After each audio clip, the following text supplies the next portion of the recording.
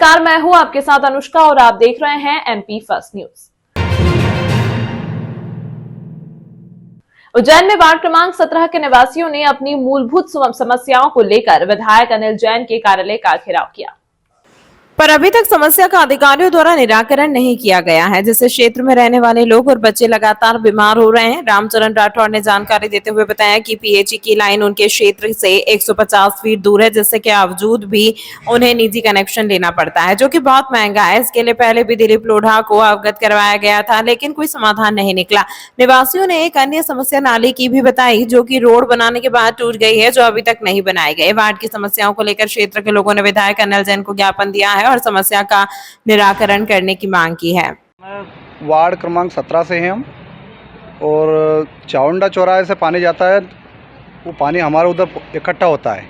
उसके लिए हम पूरी बरसात परेशान हो रहे हैं, आपसी में लड़ मर रहे हैं। इसके लिए हमने पहले भी आवेदन करवाए थे और पार्षद जी को बताया है, महापौर जी को बताया है, जितने भी अधिकारी सबको बता चुके हैं हम। उसके बाद में दूसरी समस्या चलती है हमारी, तो पीएचई की लाइन हमारे से 150 फीट दूरी पे है। वहाँ से हमें निजी कनेक्शन लेना पड़ रहे हैं, जो कि 20-20 हज़ार 25-25 हज़ार रुपये खर्चा करना पड़ रहे हैं। और उस पीएचई के लिए दिलीप लोधाने जी को हमने पहले अवगत कराया, पीएचई में है वो, और उनने हमारी सुनी अनसुनी कर दी। तो हम लोगों ने, जिनके पास पैसा है उन्हें ले लिया, जिनके पास नहीं है तो बेचारे मजदूरी करते पूरा दिन भर, शाम को लाके पानी भरते हैं। और कहीं जाते हैं, कहीं बाहर चले जाते हैं, 1 नाइट 2 नाइट के लिए, तो बच्चे लाते हैं, औरतें लाती हैं, और नहीं होता तो प्यासे रहते हैं। यह समस्या पानी की।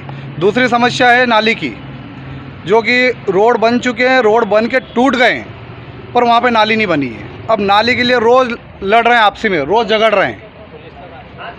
ये वाली समस्या चल रही है। कौन से क्षेत्र का मामला है? ये वार्ड क्रमांक 17 है, और ये प्रेम नगर है, बालाजी गार्डन के सामने। प्रेम एवन 250 घर की बस्ती होगी। आज आप ज्ञापन दिया? हम विधायक जी के पास में आए हैं, अनिल जैन कालूहेड़ा।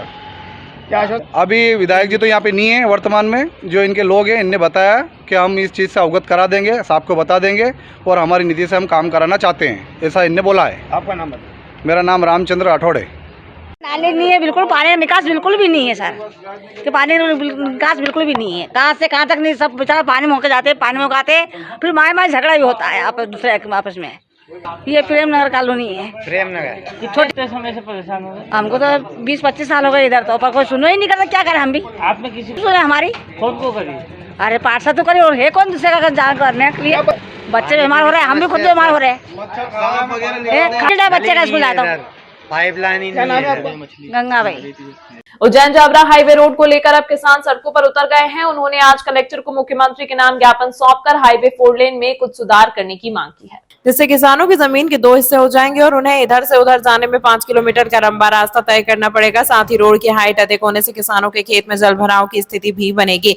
साथ ही किसानों की मुख्य मुआवजे की थी। आज जिस जमीन के रेट 50 लाख रुपए पहुंच गए हैं, उसी जमीन के सरकारी गाइडलाइन के हिसाब से उन्हें 1.5 लाख रुपए से मुआवजा ही दिया जा रहा है। इन सभी बातों को लेकर आज किसानों ने कलेक्टर को मुख्यमंत्री के नाम ज्ञापन सौंपा। इस पर चौड़ीकरण करते हुए निर्माण करना चाहिए, जबकि 4 लेन का रोड अलग से निकाला जा रहा है, जिसमें 2000 से अधिक किसान प्रभावित हो रहे हैं।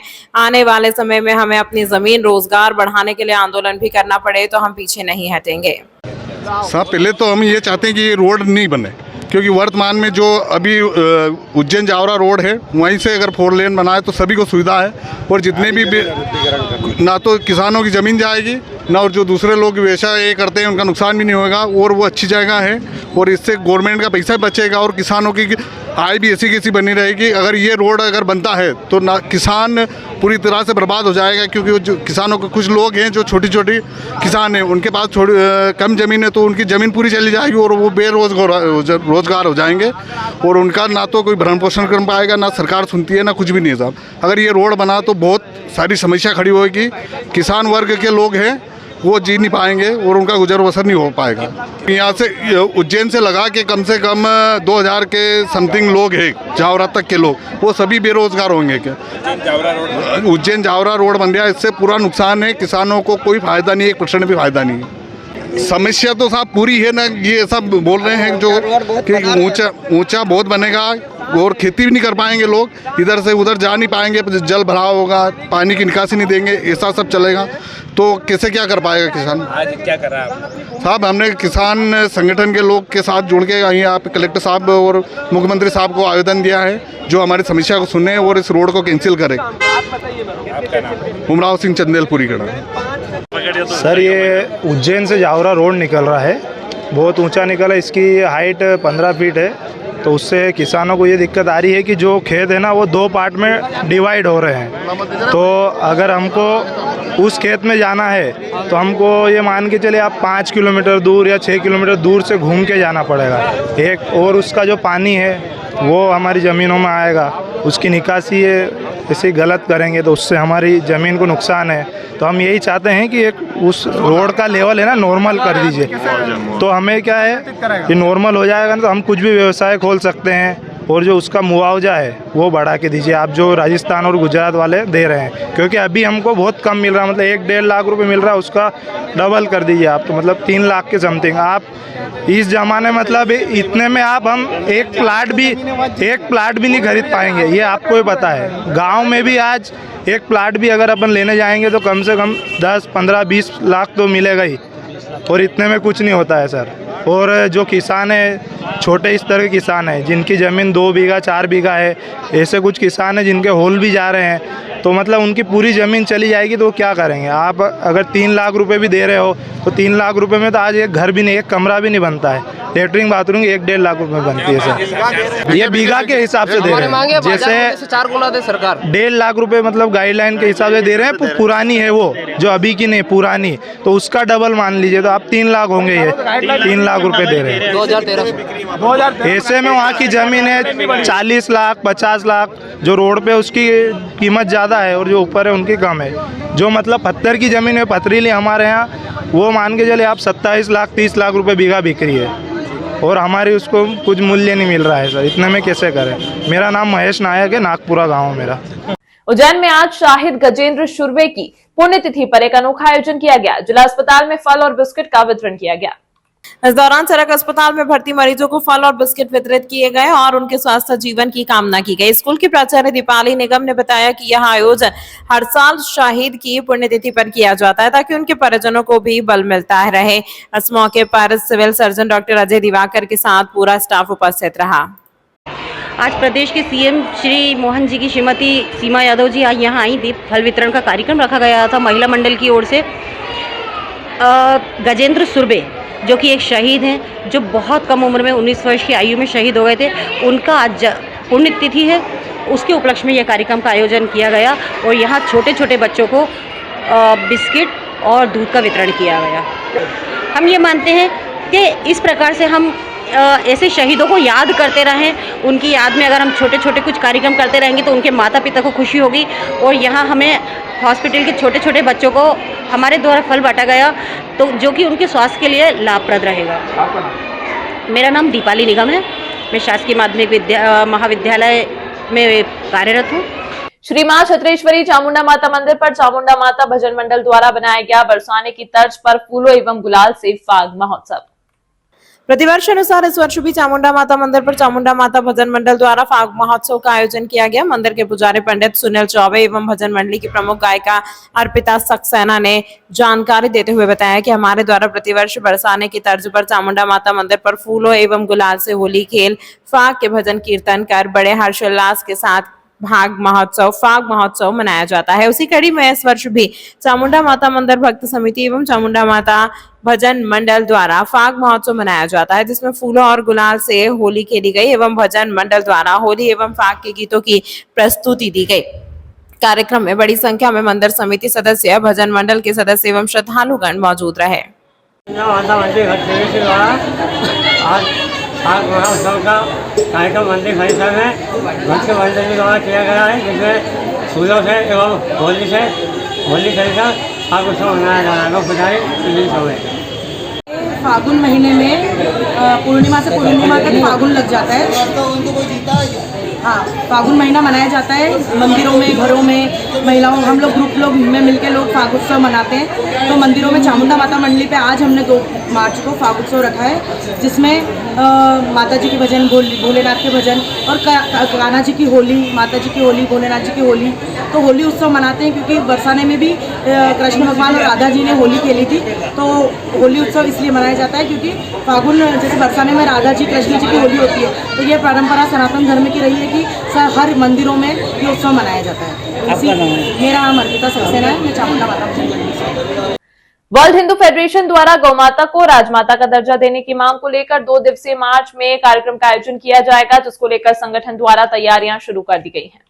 कार्यक्रम को लेकर इंदौर रोड स्थित मित्तल होटल पर बैठक आयोजित की गई। उज्जैन जिला अध्यक्ष रोहित मित्तल ने जानकारी देते हुए बताया कि बैठक में प्रमुख रूप से दिल्ली से आए वर्ल्ड हिंदू फेडरेशन के राष्ट्रीय महासचिव आशु मोंगिया एवं इंदौर से प्रदेश अध्यक्ष संजय अग्रवाल उपस्थित हुए। कार्यक्रम को लेकर कई मुद्दों पर चर्चा की गई। सभी की सहमति से बैठक में निर्णय लिया गया कि 22 व 23 मार्च को उज्जैन में कार्यक्रम का आयोजन किया जाएगा। इसी दौरान उज्जैन आए अतिथियों का महाकाल का चित्र देकर अभिनंदन किया। मध्य प्रदेश सरकार से गौ माता को राज्य माता का दर्जा देने की मांग की है। उज्जैन में ध्वज संत सम्मेलन आयोजित किया जाएगा, जिसमें देश भर के संत व एवं फेडरेशन के प्रतिनिधि शामिल होंगे, जिसमें प्रमुख रूप से गौ माता को राजमाता का दर्जा देने एवं गौ हत्या पर पूर्ण प्रतिबंध लगाने की दिशा में ठोस रणनीति बनाई जाएगी। कार्यक्रम को लेकर आमंत्रण देना भी संस्था द्वारा शुरू कर दिया गया है। समाज सेवी नारायण यादव को भी आमंत्रण किया गया। बैठक में रवि जैन, विकास भूतड़ा, कालू माली, अंकुश अग्रवाल, दीपक कोठारी, पंकज प्रोवाल, मयंक परिहार, लकी लश्करी, हरीश आदि लोग उपस्थित थे। पहले तो महाकाल जी का मैं लाख लाख धन्यवाद करता हूं कि मुझे महाकाल जी ने अपने दर्शन देने के लिए यहाँ बुलाया और बहुत अच्छे, बहुत खुले दर्शन दिए महाकाल जी ने। और महाकाल जी के साथ साथ नंदी जी से भी मैंने एक प्रार्थना करी है कि महाकाल जी को हमारी एक अर्जी लगाई है महाकाल जी के चरणों में कि अभी गोवंश की रक्षा के लिए हमारे भारत के अंदर में सभी लोग जागृत हों और ज़्यादा से ज़्यादा संख्या में आएँ। जैसे राजस्थान से बॉर्डर से सारी स्मगलिंग होती है कि ये पश्चिम बंगाल और बांग्लादेश जाने को भी, तो वो मध्य प्रदेश के रास्ते से भी जाती है। तो मेरी मध्य प्रदेश सरकार से भी एक प्रार्थना है, उसके लिए मैंने महाकाल के दरबार अर्जी लगाई है कि महाकाल जी ऐसा चमत्कार करे कि मध्य प्रदेश सरकार भी हमारी विनती सुने और मध्य प्रदेश के अंदर में गौ माता को राज्य माता का दर्जा दे। इसी मामले में हमने एक 22 और 23 मार्च को संतों का एक सम्मेलन रखा है, जिसका नाम दिया है गोध्वज संत सम्मेलन, जो यहाँ उज्जैन में होगा, महाकाल जी की नगरी में होगा, महाकाल जी के सानिध्य में होगा, ताकि वहाँ गौरक्षा के लिए भी मामला उठे, राष्ट्र रक्षा के लिए भी और सनातन धर्म के लिए आगे का रोड मैप जो हमारे पूज्य संत समाज के वरिष्ठ संत शामिल होंगे वो हमारे को आगे के लिए रोड मैप तैयार करके दें। और यहाँ पर माननीय मुख्यमंत्री जी से भी एक रिक्वेस्ट करें और एक ज्ञापन दें कि अपना गोवंश को और गौ माता को मध्य प्रदेश के अंदर में राज्य माता का दर्जा दे मध्य प्रदेश सरकार। आज मेरी प्रदेश अध्यक्ष संजय जी से और यहाँ जो महानगर अध्यक्ष है रोहित जी, इनसे हमारी डिस्कशन हुआ है कि यहाँ पर जो सब संत आएंगे उनके लिए कार्यक्रम के लिए उनका रहना, खाना पीना और सारी कार्यक्रम किस तरह से आगे किया जाएगा। और यहाँ पे उज्जैन और इंदौर के जो और भी पूज्य संत हैं उन लोगों से भी यहाँ पर आने के लिए प्रार्थना करनी है कि वो लोग भी आएँ कार्यक्रम में, शामिल हों कार्यक्रम में। आशु मोंगिया हूँ, मैं राष्ट्रीय महासचिव हूँ वर्ल्ड हिंदू फेडरेशन भारत से। बड़े हर्ष की बात है कि आज हमारे बीच में वर्ल्ड हिंदू फेडरेशन के राष्ट्रीय महासचिव आशु मोंगिया जी आए। आज हमने मार्च महीने में 22 और 23 मार्च को अखिल भारतीय सम्मेलन के लिए हमने व्यू रचना के लिए बातचीत करने के लिए बुलाए थे। मोंगिया जी आए और उन्होंने यहाँ पर सभी से बातचीत करी और 22 और 23 मार्च का प्रोग्राम को डिसाइड करा। साथ में हमने भारतीय कुश्ती संघ के अध्यक्ष उपाध्यक्ष श्री नारायण जी यादव से मिले और उनसे हमारे प्रोग्राम में आने की अनुमति चाहिए। उन्होंने हमें अनुमति प्रदान करी। बड़ी हर्ष की बात है, खुशी की बात है कि वो हमारे प्रोग्राम में आएंगे। और ये सम्मेलन में हमारे पूरे भारत के विभिन्न राज्यों से वर्ल्ड हिंदू फेडरेशन के सभी पदाधिकारी संत सभी आएंगे, आगमन होंगे। हजारों की संख्या में 22 और 23 मार्च को ये प्रोग्राम होने वाला है और वो महाकाल की नगरी में ये होने वाला है। इसकी विस्तृत जानकारी हमें हमारे राष्ट्रीय बहुत बड़ी खुशी की बात है कि हमें आज महाकाल के दर्शन का सौभाग्य प्राप्त हुआ। महाकाल के दर्शन की से हमें जो अनुभूति प्रदान हुई, ये ना ऐसा लगा, इतनी एनर्जी हमें आ गई कि ये प्रोग्राम हमने जो महाकाल को सौंप दिया कि ये आपको ही करना, और उन्होंने ये कहा तथास्तु कि ये आपका प्रोग्राम बड़ा सफल रहेगा। तो ये हमने महाकाल के चरणों में सौंप दिया है ये प्रोग्राम, और महाकाल के आशीर्वाद से ये प्रोग्राम हमें लगता है कि बहुत ज़्यादा सफल रहेगा। संजय अग्रवाल, अध्यक्ष वर्ल्ड हिंदू फेडरेशन, प्रदेश अध्यक्ष संजय। हमारे वर्ल्ड हिंदू फेडरेशन के राष्ट्रीय महासचिव आशु जी मोगिया आए थे। हम 22 और 23 तारीख को मार्च को एक प्रोग्राम कर रहे हैं गौ माता की रक्षा के लिए, उसके कारण वो आए थे। उन्होंने बाबा महाकाल के दर्शन किए। इसके बाद हम नारायण जी यादव सीएम साहब के भाई, उनसे मिले। उनको 22 तारीख को इस कार्यक्रम में आने का न्योता दिया, उन्होंने हमारा न्योता स्वीकार करा। गौ माता की रक्षा के लिए कार्यक्रम हो रहा है और इसमें सारे हिंदू भाई और साधु संत सब पूरे प्रदेश से आएंगे, और हमारे वर्ल्ड हिंदू फेडरेशन के पूरे इंडिया के कार्यकर्ता लोग उज्जैन आएंगे। आशु जी मोगिया का स्वागत किया, उसके बाद नारायण जी यादव से मिले, उनका स्वागत किया। रोहित मित्तल। मक्सी रोड उद्योगपुरी में एक फैक्ट्री में अचानक आग लग गई। आग इतनी भयावह थी कि इसे बुझाने में दमकल की करीब 13 गाड़ियां लगी। लगभग 2 घंटे की मशक्कत के बाद आग बुझाई जा सकी। शॉर्ट सर्किट की वजह से आग लगने की संभावना है। आग लगने की यह घटना रविवार शाम मक्सी रोड उद्योगपुरी में चकोर पार्क के गेट के सामने अमृत सागर बेकरी और सागर कॉटन के नाम से संचालित फैक्ट्री में लगी। फैक्ट्री के ऊपर से धुआं उठते देख आसपास की फैक्ट्रियों के कर्मचारी और क्षेत्रवासी जमा हो गए। फायर ब्रिगेड को सूचना मिलने के बाद दमकल की गाड़ियां मौके पर रवाना की गई।